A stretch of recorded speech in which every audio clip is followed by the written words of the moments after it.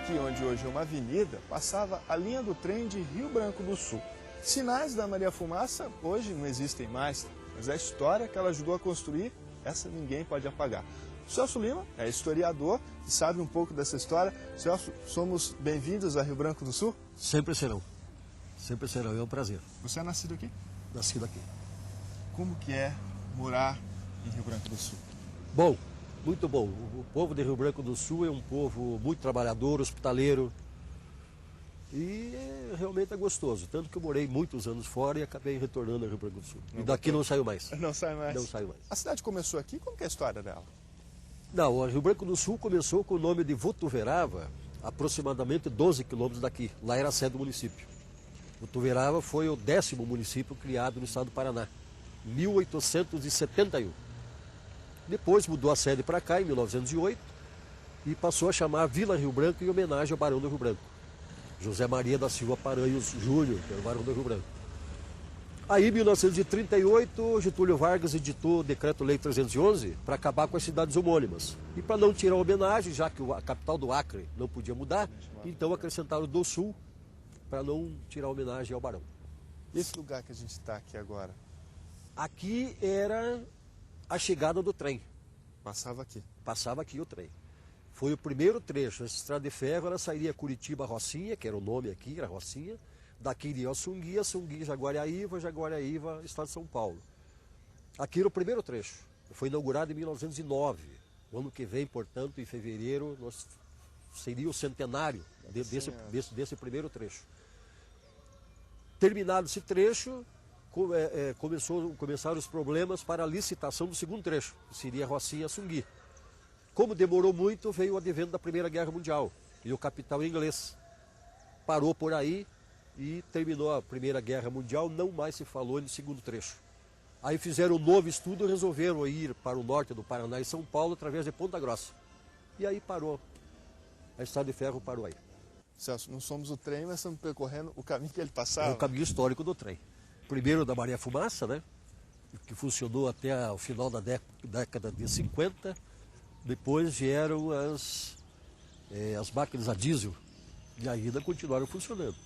Até que um dia resolveram cessar. Você veja que nem os trilhos existem mais, a estação que era de madeira, no mesmo modelo tradicional. Daí fizeram uma de alvenaria e hoje funciona o destacamento da Polícia Militar. Então, hoje, da rede ferroviária federal, desse primeiro trecho da estrada de ferro norte do Paraná, só resta mesmo a Casa do Pernoite, que é original, né? E o resto, saudades. Casa do Pernoite aqui, como é que funcionava isso? Aqui é o seguinte, o trem chegava à noite, ele saía de Curitiba às 5 horas da tarde, chegava aqui por volta de 7h15, 7h30. Eram 2h30 praticamente de viagem. Porque eram 5 estações e ele vinha parando, né? Daí chegava aqui, ele já manobrava o trem, ele ia para o desvio, ia até aquele trecho, voltava de ré e já parava. No sentido saída já para Curitiba. Então aí tinha mercadorias para carregar, no início eram animais, era madeira principalmente. Depois na década de 30 por aí já veio a cal, a produção de cal. E a produção de cal ia muito para Curitiba de trem. E aqui nesta casa do Pernoite, por quê? Porque aqui dormia o maquinista, o foguista, o chefe de trem. Passava a noite aqui para no dia seguinte então retornar de manhã para Curitiba. Então ficou a Casa do Pernoite. O que significa esse símbolo aqui? Esse é o primeiro nome que se deu a este trecho, que é um trecho da Estrada de Ferro Norte do Paraná, que aqui chamava-se Rede de Viação Paraná e Santa Catarina. RVPSC, Rede de Viação Paraná e Santa Catarina, que é a precursora da Rede Ferroviária Federal. Só estou vendo uma casinha lá no fundo. Que casa é aquela? Essa é a casa da família Furquim. Foi construída na década de 20 pelo seu Otávio Furquim, que foi prefeito 2 vezes do município. Aliás, foi o primeiro após a última emancipação. Quando nós nos emancipamos de Cerro Azul, ele foi eleito o primeiro prefeito. O pai dele já havia sido prefeito na época que eram prefeitos nomeados, né, na época de Getúlio Vargas. E a casa hoje ainda reside a professora Sara Furquim, que é filha do Otávio Furquim. Foi vereadora também, foi presidente da Câmara, é a decana do magistério em Rio Branco do Sul. e está aí como testemunha viva também da nossa história. A casa está do mesmo jeitinho que Do mesmo jeito que foi construída, não houve reforma nenhuma, a não ser conservação. Só isso.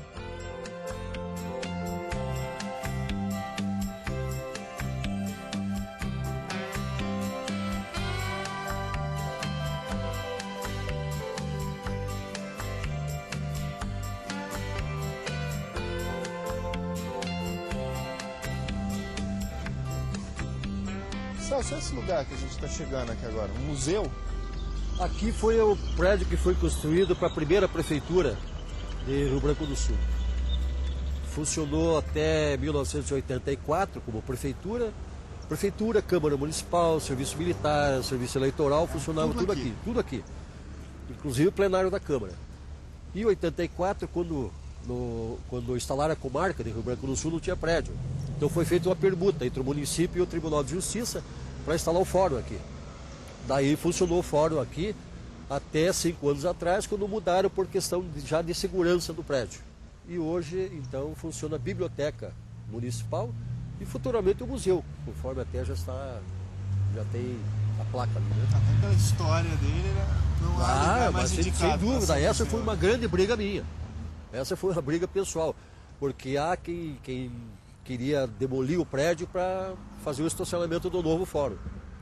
E aí houve uma questão jurídica aí, porque é o prédio mais histórico. Claro, valor arquitetônico não tem, mas valor histórico para nós sim. Se demolir o prédio, derruba um pouco da história da cidade. 50 anos de história.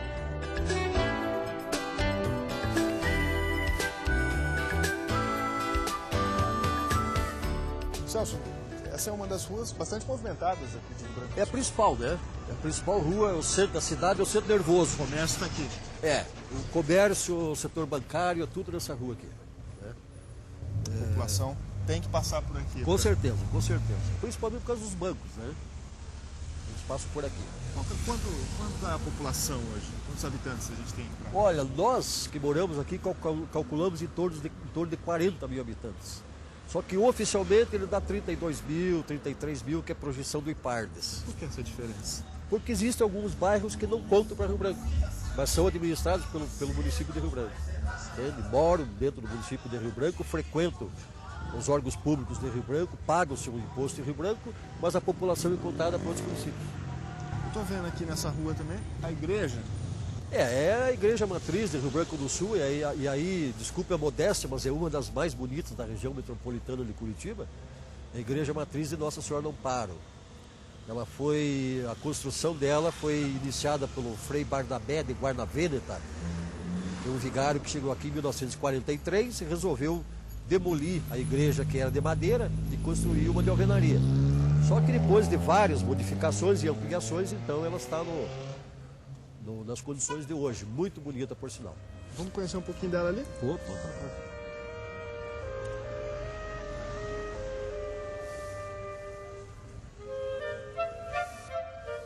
Celso, a fé de quem vem aqui à igreja tem que começar pelas escadas, né? Com certeza, com certeza. Apesar de que existem agora entradas laterais, né, para automóveis, então ela tornou-se um pouco mais fácil. Mas o gostoso mesmo é subir a escada, não tenha dúvida. Então essa é a igreja principal. É a matriz, a igreja matriz. Ela tem quantos anos mesmo, Celso? Ela foi inaugurada em 1947, né? Então são 61 anos. Uma igreja matriz já de alvenaria, né? Porque antigamente existia uma de madeira no mesmo local. Ela sempre foi assim ou ela foi ampliada? Não, foi ampliada. Existia apenas a parte central dela, né? E depois, então, ela foi ampliada para os lados e nos fundos lá com o salão paroquial, com a secretaria da igreja e tal. Mas era só essa parte central, aqui onde tem a porta principal. Homenageia a padroeira da cidade? Sim, Nossa Senhora do Amparo. Já era desde o tempo de Votuverava. Tanto que lá chamava-se Vila de Nossa Senhora do Amparo de Votuverava. Aí a homenagem seguiu agora. Quando mudou a sede para cá, então mudou também e veio a Santa para cá. E existe uma história muito bonita sobre a Santa. Claro, isso já faz parte da lenda, né, da Nossa Senhora do Amparo, que quando o município foi extinto e anexado a Cerro Azul, tentaram levar a imagem para lá. E foram de procissão, a pé. Quando chegaram em determinado local, o andor começou a pesar, ninguém conseguia levantar mais. Aí arrearam o Andor para descansar um pouco. Quando tentaram, não conseguiram. Aí viraram o Andor com a Santa de frente para cá, e o Andor novamente tornou-se leve. Então isso provaria que ela não queria ir para Cerro Azul, queria permanecer aqui. Aí voltou para cá e nunca mais saiu.